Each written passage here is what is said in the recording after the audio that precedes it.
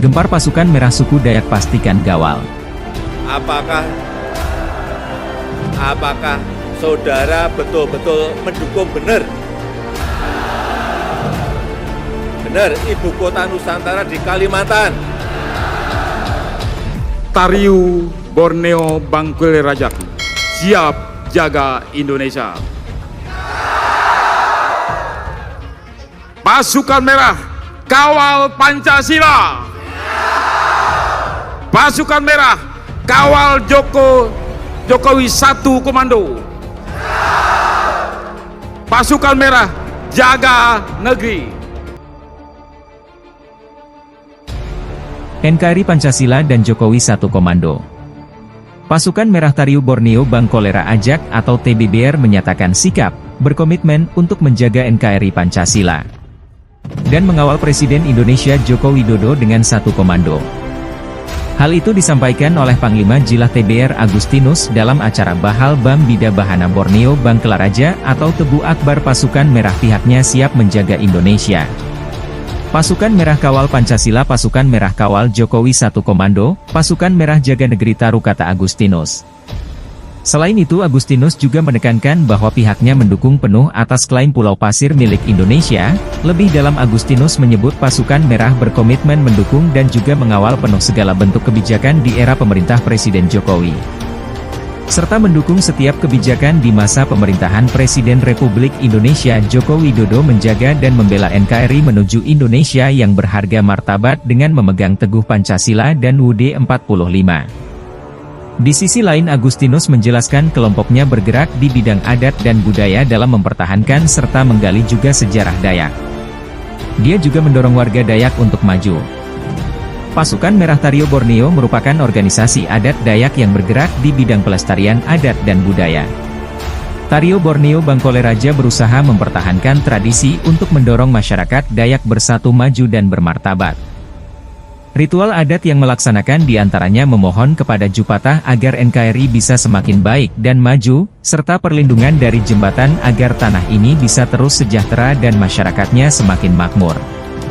Tentunya mereka juga sangat bergembira karena Presiden Jokowi sangat tegas dalam memimpin negara Indonesia.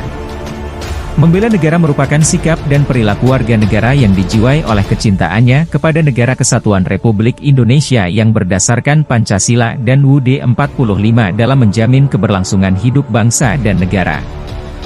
Di mana sikap bela negara bukan hanya tugas dan tanggung jawab dari aparat keamanan seperti polisi dan TNI saja, melalui teknik dan juga strategi militer, tetapi juga merupakan hak sekaligus kewajiban seluruh rakyat Indonesia dalam membela negara sesuai dengan kemampuan masing-masing untuk menjamin kelangsungan hidup bangsa dan negara Indonesia. Dasar hukum mengenai bela negara terdapat dalam isi UUD 45, yakni pasal 27 ayat 3 yang menyatakan bahwa semua warga negara berhak dan wajib ikut serta dalam upaya pembelaan negara selanjutnya. Pada pasal 30 ayat 1 yang menyatakan bahwa tiap-tiap warga negara berhak dan wajib ikut serta dalam usaha pertahanan dan keamanan negara. Upaya bela negara didasari oleh 5 nilai yang harus diwujudkan oleh seluruh rakyat Indonesia. Kelima nilai itu yakni nilai cinta tanah air, kesadaran berbangsa dan bernegara, berkeyakinan peradaban Pancasila sebagai ideologi negara, rela berkorban demi bangsa dan negara, serta memiliki kemampuan awal bela negara. Adapun inti dari upaya bela negara adalah ketersediaan untuk memberikan sesuatu tanpa pamrih atau kerelaan berkorban untuk bangsa dan negara, sebagai sebuah tindakan terbaik untuk melindungi, mempertahankan serta memajukan bangsa seperti suku Dayak yang selalu siap siaga membela negara Republik Indonesia dalam mempertahankan suatu negara, atau melakukan sikap bela negara. Perjuangan mempertahankan kemerdekaan tersebut juga harus melewati beberapa episode penting yang mengkombinasikan antara perang fisik dan juga perjuangan sejarah. Diplomasi bela negara untuk mempertahankan NKRI. Dua cara mengenai perjuangan membela atau mempertahankan NKRI yakni melalui fisik dan diplomasi ancaman terhadap keutuhan Negara Kesatuan Republik Indonesia, serta diproklamasikannya kemerdekaan Indonesia pada 17 Agustus 1945 adalah kedatangan Belanda ke Indonesia. Belanda sebagai salah satu anggota sekutu yang memenangkan Perang Dunia II menyatakan berhak atas Indonesia, karena sebelumnya mereka menjajah Indonesia. Hal ini tidak boleh terulang kembali di negeri ini. Mereka datang dengan membentuk Netherlands in the Civils menumpang dalam All Your First Netherland is in this atau AFNI.